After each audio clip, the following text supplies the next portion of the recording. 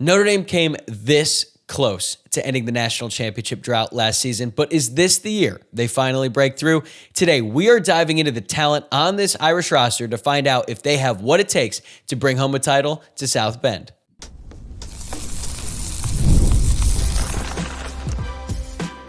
You are Locked On Irish, your daily podcast on the Notre Dame Fighting Irish. Part of the Locked On Podcast Network, your team every day. Hello and welcome in. This is Locked On Irish, your daily Notre Dame podcast. I'm your host, Tyler Wojciak. I'm a producer at Fox Sports and have been covering the Irish since 2020. It is Thursday, May 29th, and as always, thanks for making Locked On Irish your first watch or listen of the day. Be sure to hit that subscribe button on YouTube or your favorite podcast platform because we are just a few subscribers away from that 10,000 mark on YouTube, and you can help us get there if you haven't done so already. Today's episode is brought to you by FanDuel. Right now, new customers can get $200 in bonus bets when your first $5 bet wins, and we've got a great show on tap for you today. In just a moment, I'm going to be joined by Jamie Uyeyama from Irish Sports Daily. Jamie has done a ton of research into Notre Dame's 2025 roster, and today we are going to unpack whether this team has the talent to finally break through and win a national championship for the first time since 1988. We're going to talk about which positions are strengths, which ones have their question marks, and how this team compares to past contenders. Let's get into it. I'm joined now by Jamie Uyeyama from Irish Sports Daily. Jamie recently wrote an article for ISD breaking down whether this Irish roster has the talent needed to compete for a national title. And today we're going to unpack all those insights and see where Notre Dame stacks up. But I want to start with a big picture question. Just based on your research, how close is this current roster to meeting the NFL talent threshold that recent national champions have set? I would say it's the closest it's been. At Notre Dame, right? I think probably ever, like definitely in the last decade, right? Which is basically what, the article that I wrote was about, right? Is, the CFP era, which is the last like 11 years, how much talent, NFL talent teams have had on each of those teams. And I think, when I've looked at it, I've wrote about it the last, 3 years, Notre Dame, they had they hit the threshold in some spots and they were like glaring misses in other things where you could see so many things had to go right for that to like, this guy has to hit and be there. Tobias Merriweather has to be this kind of receiver and all these things that, typical college football fans hope for and just want, but doesn't always happen. And it didn't happen for Notre Dame. And I would say for this year, there's probably the best chance of it happening at all positions. Now, certainly it's not as a sure thing as it is at some positions as it is on the rest of the roster.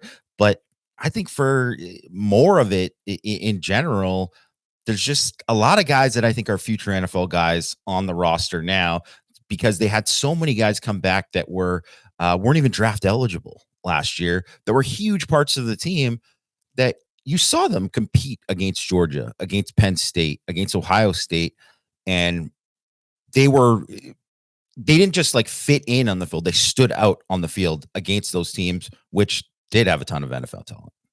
When you look at this current roster as we sit here today, how does that stack up to your perception of the 2024 team at this same time last year? I know we have the benefit of hindsight. We know how things played out. Like, I don't think we were talking about Leonard Moore having a huge impact on the team, let alone becoming a freshman All-American. So how do they sort of compare at this point, well before the season starts?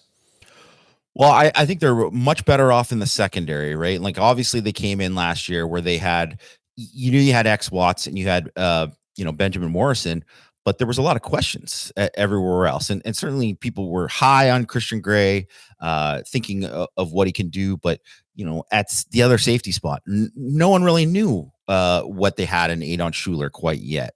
You didn't know about like the depth there in the secondary.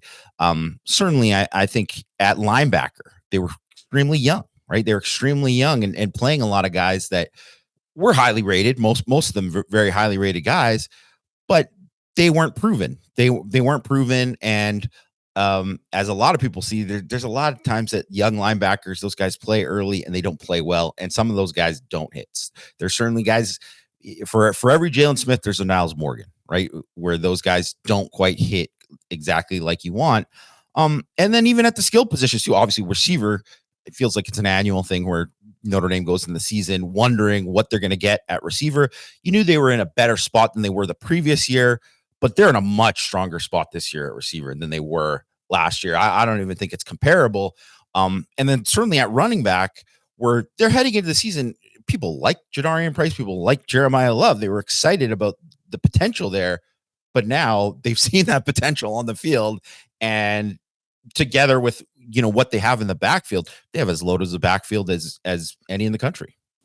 All right, I want to dive into some of those specifics now. And quarterback is obviously the most important position on any football team, but I do think that we have seen some national championship teams win, not in spite of the quarterback, but it wasn't necessarily the quarterback who was leading the way. Like Will Howard was excellent in the national championship game last year, but it wasn't like Ohio State was built around Will Howard for the most part. And Stetson Bennett won 2 national championships. They were still very good college quarterbacks, but not necessarily like Deshaun Watson, Trevor Lawrence, quarterbacks like that who won a national championship. So you mentioned that every champion since 2017 had a QBR or had a quarterback in the top 10 of QBR, and most ended up becoming high NFL draft picks. What do you make of CJ Carr's chances of reaching that type of level this season? Well, I think it's a possibility. And certainly I don't want to throw out that the fact that like Kenny Minchey couldn't win the job, like, cause it's still like on the table that it's a possibility. Yeah, of course. But I think either of those guys, I think there's a better chance that they have to do it and become those top 10 quarterbacks because of the supporting cast around them. Like if those guys were stepping into the situation last year, Riley Leonard was the right kind of guy to step into that situation with the young offensive line and the mismatch there with all the injuries. Because if that was a young quarterback who had to like navigate and stay out of negative plays all the time and do these things and just kind of like work his way around and rely on his legs all the time, I don't think that would have been very good for Notre Dame. I think they would have, there's no way they would have went 14-2, went to the national championship game. But I think this year, because the offensive line is in a much better spot, the running game should be really, really good. Like, there's a lot of support there. The receivers are better. That has a lot to do with a quarterback playing in the top 10 level. Like Will Howard isn't playing at a top 10 level if he doesn't have Jeremiah Smith and Emeka Egbuka, Travion Henderson, Quinshon Judkins, etc. So obviously that will help, but those guys have to play and elevate to a certain level. And Notre Dame's only had one quarterback since Brady Quinn that since they've been tracking QBR, they went back and tracked it, obviously, from previous seasons when they weren't doing it before, where Brady Quinn was the guy for the longest time who was a top 10 quarterback in QBR. Like Jimmy Clausen, everyone thinks that he had that great year. He was like 24th, that year. Took too many sacks and all that, right? So Ian Book, the only one who has been in that top 10, right? And he was in that, I think he was 9th in 2020. So Riley Leonard was just 14th. Do I think that those guys can play better than Riley Leonard this year? I think it's possible. Likely, I don't know if I would say likely, but it's certainly possible. Likely would be a bit of a risk considering neither one of these guys has ever really taken a meaningful snap on Saturday. But like you said, it's possible. And they do have a really talented supporting cast around them. You look at running back, wide receiver, and tight end. Notre Dame has several players who realistically could end up being high NFL draft picks, and some that are probable, like a Jeremiah Love, but it's also Jadarian Price, potentially even Malachi Fields. And Eli Raridan has a ton of potential as well. So can you explain to the 3 NFL draft pick benchmark that elite offenses have had, and how do you think Notre Dame stacks up there? Yeah, so every one of the CFB champions had at least 3 picks at running back, tight end, and receiver. An important caveat is that they've had at least one receiver, not a tight end or a back, that has been on a day 1 or day 2 pick. So does Notre Dame have a day 1 or day 2 pick at receiver? That is something that I would put in the same kind of quarterback possibility. Maybe Malachi Fields, now that he's in a better situation, he's going to have, obviously, he's much better players that he's playing with than he was at Virginia. we'll see about the quarterback play and all that, but I think the quarterback play is going to be better than he had. I should hope that it's better than what he had at Virginia last year. Especially last year. Yeah, that was tough to watch. And, you considering that he had 800 yards in each of the last two seasons, he was definitely like one of the better receivers in the ACC, like an upper tier receiver in the ACC. Could he have, he's a guy who was on Bruce Feldman's freaks list. He's a big, fast athlete who could, I think, potential to be 1,000-yard receiver this year. Well, if he becomes that, could he have a Chase Claypool kind of 2019 season, all of a sudden find himself as like a day 2 pick? I think it's on the table that it could happen. Jaden Greathouse, certainly I don't think he's someone who's going to wow anyone on a pro day or anything like that, but anyone who could do that kind of thing in those playoff games against Penn State, against Ohio State, that's a guy who can be a wide receiver 1. Do I think, and it doesn't necessarily that he has to be that guy. He could stay another year because he's obviously got a couple years of eligibility left if he wants it. He doesn't have to be that player leaving after that. But if he's playing at that level where he's, an All-American caliber type of guy there, that would be a big deal. And right now, Jeremiah Love is going to be a first-round pick. Unless something bad happens, he is going to be a first-round pick. Price is going to be drafted in the NFL. They have 2 guys right there in the backfield that aren't very unlikely that they're going to be back at Notre Dame the next fall. And then Eli Raridon, I know he doesn't have the production over, the course of his career. He's got a chance to be a really high pick. He's got a chance to be a very, very high pick. Obviously, everyone knows Notre Dame's pedigree there in terms of what they do at the position. And, they have some obviously talent behind him too. So I think they're going to have enough draft picks there. It's just whether they can have that receiver 1 or 2, whatever, just play at that kind of level that they need to. Jamie's going to be right back here with us in a second to break down whether Jaden Greathouse or Malachi Fields is ready to be an elite wide receiver 1, and if Notre Dame's offensive line can live up to their lofty expectations. But before we do, I want to tell you about this great promotion courtesy of our friends at FanDuel. The NBA playoffs are in full swing, and every night delivers highlight-worthy performances, major momentum shifts, and can't-miss moments. Whether it's a game-winning shot or a breakout player, there has never been a better time to get in on the action. FanDuel makes it easy to stay in the game before tip-off and live. With player props, performance trends, and same-game parlays, fans have more ways than ever to play smart and win big. Tyrese Halliburton has been unstoppable this postseason, and you can back him up by betting on his over in points, rebounds, or assists. Plus, after the game tips off, you can even combine live prop bets into a same-game parlay for a chance to win big. I know I just gave some love to Tyrese Halliburton, but my pick tonight is a 2-leg parlay. I'm taking Knicks money line and the over, which is at 122.5 right now. So if you bet those two together, that's plus 168 on FanDuel right now. Do I think the Knicks are going to win the series? Nope, but I think they force a game 6. And if you're new to FanDuel, it is the perfect time to sign up. Head to FanDuel.com and place your first $5 bet. If it wins, you will get $200 in bonus bets. Make every moment more with FanDuel, official sports betting partner of the NBA. If Eli Raridon can get to like 500 receiving yards, catch like 4 to 5 touchdowns, I think he's going to end up getting drafted super high because he's going to show up at the combine and people are going to see what he looks like. And now that he has some level of production to back it up, I'm with you. I think he could end up getting drafted pretty high, but I feel like elite wide receiver play is more important now than it's ever been. I mean, we saw it in 2020 when Notre Dame went up against Alabama. They had a Heisman Trophy winner, Devontae Smith, and you could make the case that he wasn't even the best wide receiver on that team going into the season, but they just have been pumping out wide receivers over there. Meanwhile, Notre Dame has been dealing with the exact opposite. We've talked about Malachi Fields and Jaden Greathouse as potential high NFL draft picks. Fields is in some like first-round mocks. I think that's probably a little bit crazy, but then again, we're doing first-round mocks. I would say, yeah, a year out. But with Greathouse, he finished so strong, but I've pointed out several times that the first 14 games weren't super impressive. So when you look at what this offense should be like this upcoming season, are you more confident in Malachi Fields or Jaden Greathouse as that number one option?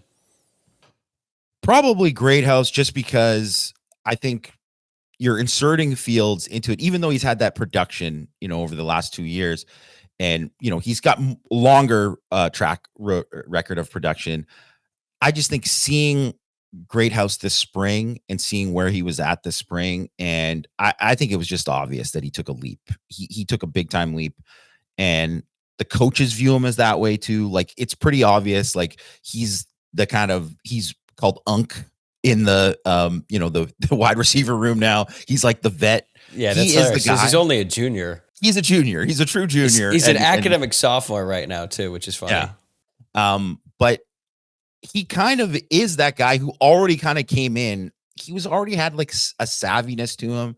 And frankly, I think if there were other pieces that were in place for him to have more success earlier, he would have had a bigger year. Like, if Riley Leonard was like a little bit, better at the beginning of the year, if the O-line was a little bit better, I think they also needed to feature him a little bit more. And that kind of would have been, something that probably should have happened based on, because he had a really good stretch in the middle of the season. And then all of a sudden it just kind of like died down where they were like giving him like 1 or 2 targets a game.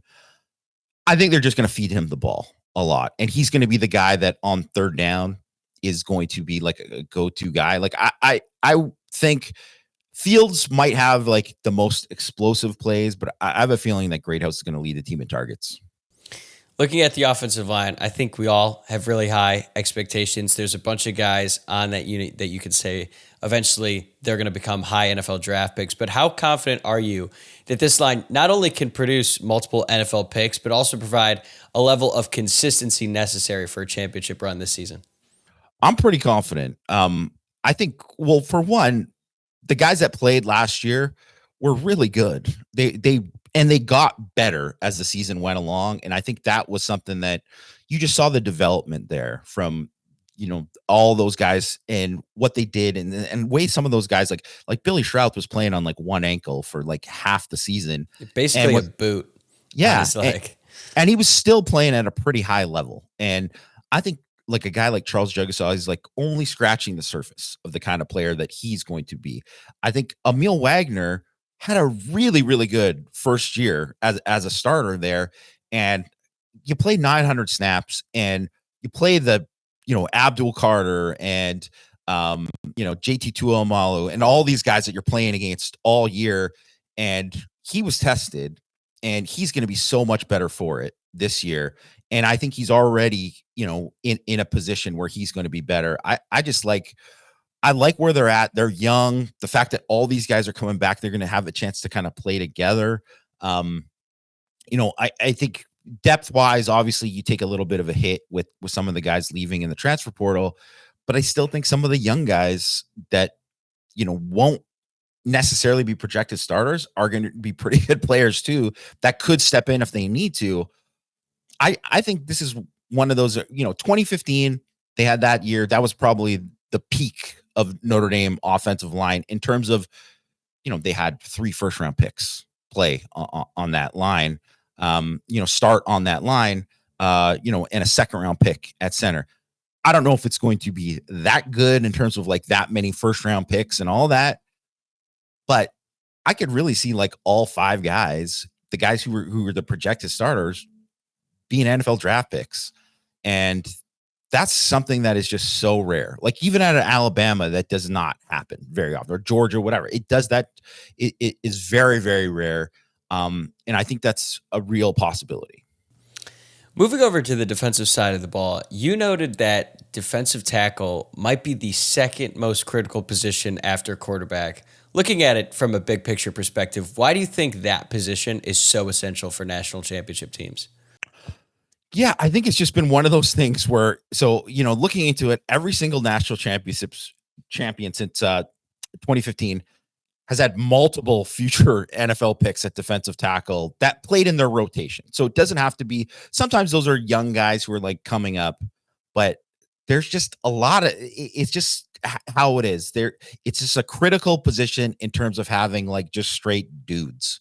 And the average number of NFL picks at defensive tackle for those rotations was over 3 per team, which goes to show you, like, obviously a lot of that is like, Alabama having like 6 guys or whatever that happens. But every single one of these teams, it just shows why Cinderella doesn't win in college football, because you need to have those guys. Now, that probably is the biggest question mark for in terms of NFL talent on the defense. I think Notre Dame depth wise, I really like looking at them in the spring compared to when we before the spring, and you're thinking, oh, that's a pretty big question mark because they're obviously losing Howard Cross, they're losing Riley Mills.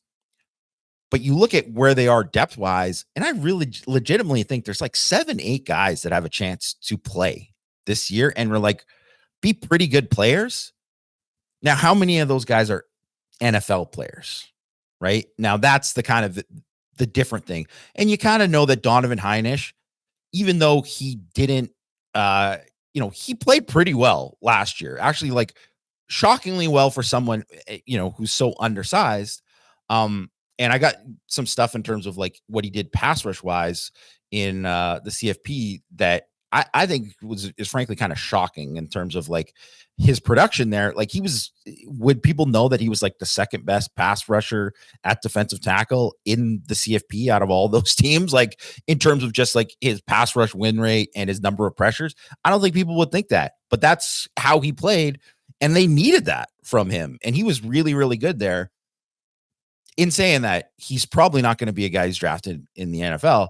So it matters that guys like Jason Onye, can he be an NFL player? Certainly looks the part. Absolutely. If he would have played the entire season last year and was kept on the projection that he was, the track that he was on, he would be a guy that everyone would be raving about this year. Same kind of thing with, Armel Mukam, who is a young guy who is really just absolutely looks the part. He looks like a SEC defensive tackle. Well, he came in as raw as can be, and he took a big jump this spring, but it's like, is he going to keep continuing to take that jump?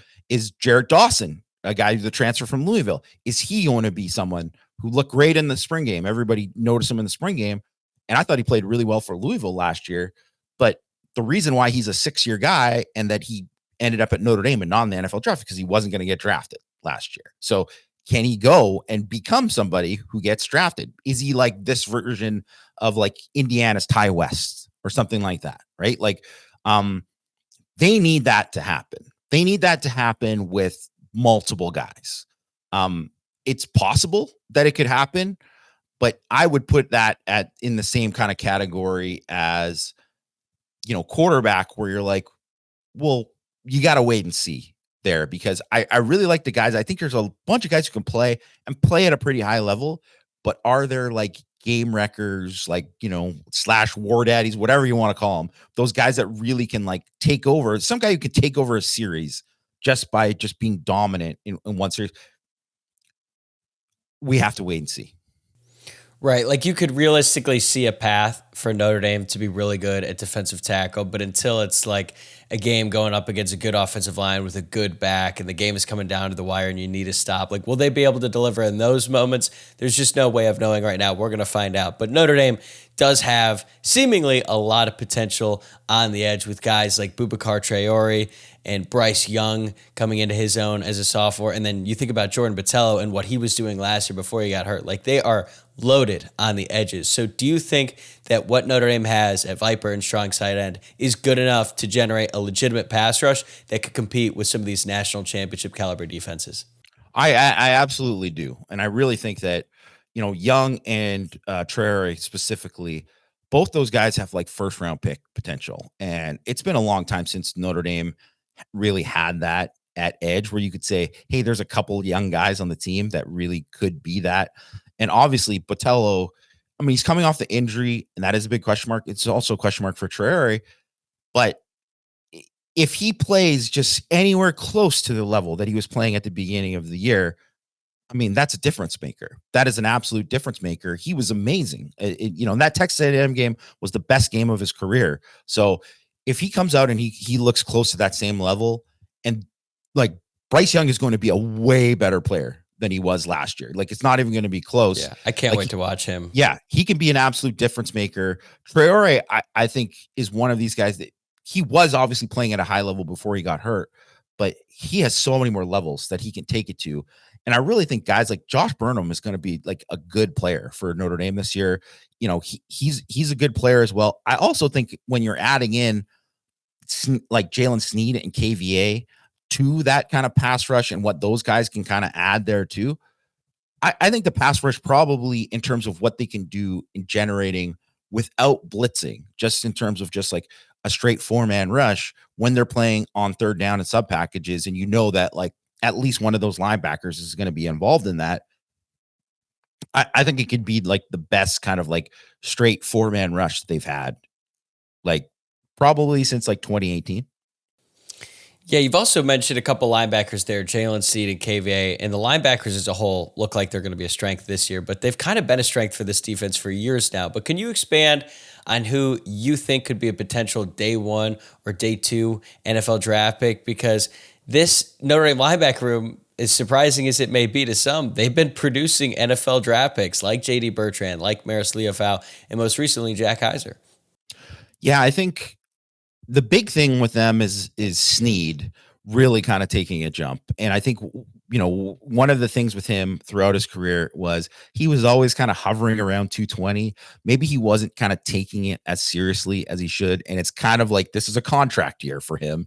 And he kind of knows that this is like, he needs to kind of take that leap. And now he is like 230 plus, like almost bordering on 240. And he runs the same that he did at 220. He looks like a different player.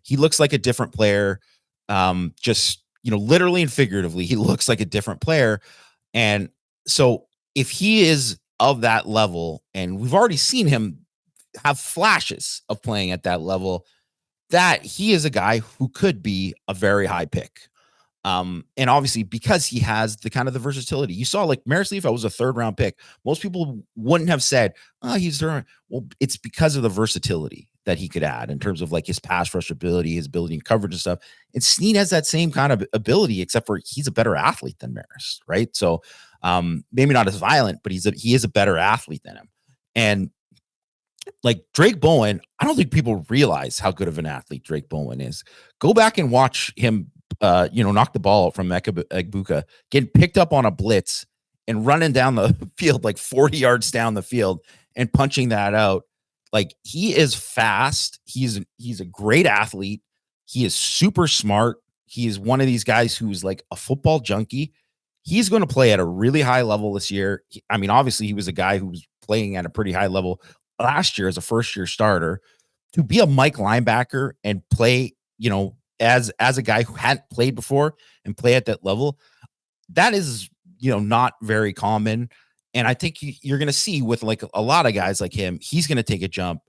And really like Jaden Osbury, I think is a good player and he has a chance to still develop into a really, really good, impactful player. But I think he's probably the 4th best linebacker on the team. And he might not, I'm not sure how much he's going to play or how much. There's some other young guys that I think are pretty good too, because I think like KVA looks fantastic. He looks unbelievable in the spring. Obviously he had a really good freshman year that was kind of, a little bit, there was a bump in the road because of the knee injury at the end of the year, but he was probably the best linebacker in the national championship game. He played the best out of anyone. And that's a true freshman who was coming off a knee injury doing that. I think he's going to take it up another level this year. And to me, he's another guy on the defense who has a chance to be like a 1st round pick one day.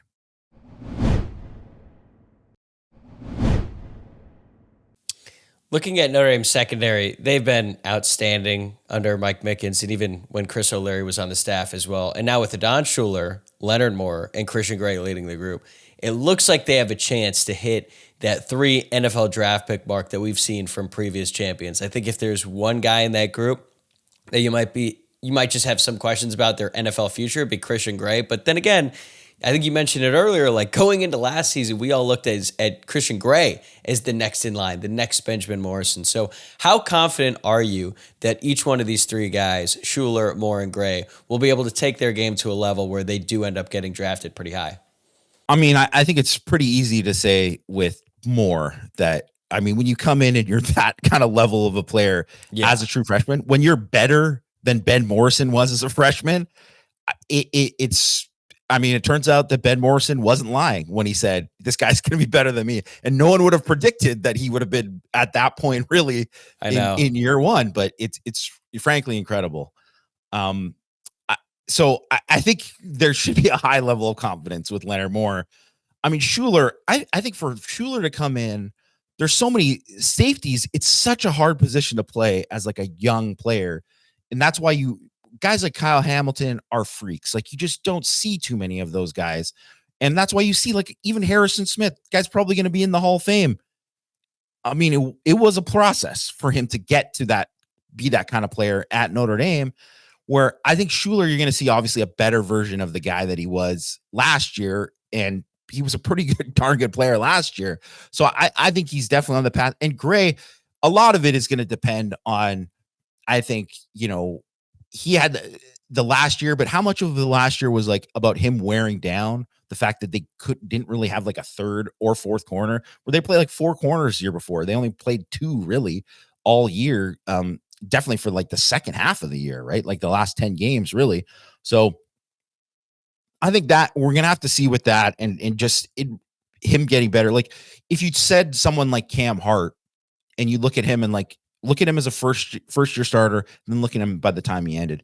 He was a guy who got much better as the time went on. You expect Christian Gray to be better, whether or not he's like a first or a second round pick, who knows? We'll see. But I still see like an NFL player for him. And then I think the other thing is when you're looking at where they're at in terms of, just in general, like Jalen Stroman was someone who was seen as he would have been an NFL pick. Like he was projected to be an NFL pick before the beginning of last season at Virginia Tech. He got hurt and he didn't play. So can he be a guy who comes in and all of a sudden he's playing high? He didn't even, obviously practice in the spring. He was recovering from a shoulder injury.